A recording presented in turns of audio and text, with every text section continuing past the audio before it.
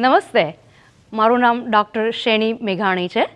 હું જેરિયાટ્રિશિયન છું, એટલે કે વયોવૃદ્ધ વડીલોની ડૉક્ટર છું.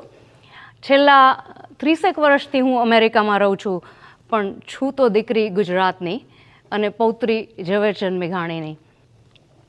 આજે વિશ્વ યોગા દિવસ છે, તો આપને એની ખૂબ ખૂબ શુભેચ્છાઓ.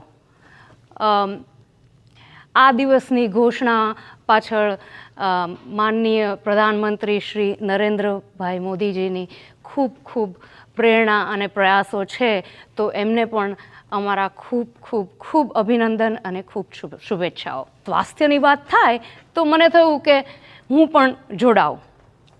મારા વર્ષોના ડૉક્ટરી અનુભવ ઉપરથી હું તમને થોડા સૂચનો આપીશ કે આપણું સ્વાસ્થ્ય કઈ રીતે જાળવી શકાય. જસ્ટ આપણા રોજબરોજના જીવનમાં નાના સરળ સીધા સાદા પરિવર્તનો લાવીએ અને આ પરિવર્તનો નિયમિત રૂપે આપણે આપણા જીવનમાં ઉતારીએ તો આપણા સ્વાસ્થ્યને ઘણો લાભ થઈ શકે. સો પહેલા મુદ્દાની વાત કરીએ તો મારા મતે બહુ મહત્ત્વનું એ છે હલનચલન. આપણા શરીરને હરતું ફરતું રાખવાનું. એનો અર્થ નથી કે આપણે 5 કિલોમીટર જઈને દોડવાનું કે અખાડામાં જઈને 100 દંડ બેઠક કરવાની, પણ સાદું સીધું થોડું રોજબરોજ ચાલવાનું.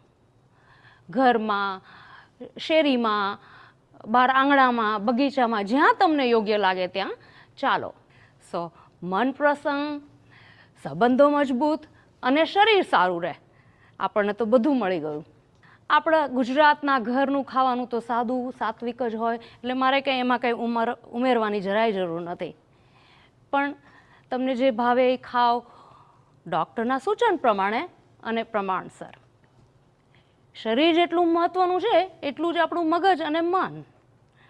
મન અને મગજને તેજ રાખવાનું, સચેત રાખવાનું, જાગૃત રાખવાનું એ બહુ મહત્ત્વનું છે. નવું જાણવું, નવું શીખવું ગમે તે ઉંમરે એ એટલું જ મહત્ત્વનું છે. તમને જે પણ શોખ હોય, પહેલાં હતો હવે નવો છે, એને વિકસાવો, એને જાગૃત રાખો. વાંચવાનું હોય કે ગાવાનું હોય કે ગરબા રમવાના કે રમતગમત, યાત્રા, પ્રવાસ, જેમાં પણ તમને રસ હોય એ જાળવી રાખો. તમારું મન આનંદિત રહે, તમારું મગજ તેજ રહે, એને લીધે તમારા સ્વાસ્થ્ય પર ઘણો ફાયદો થઈ શકે. આજના યોગ દિવસ માટે તમને ઘણી બધી માહિતી મળશે. યોગ આસન માટે, ધ્યાન, પ્રાણાયામ. મારી એવી ઈચ્છા છે કે આમાંથી તમને કશું ગમે, તમને એ માહિતીમાં રસ પડે અને તમને એ જિંદગીમાં લાભદાયી નીવડે.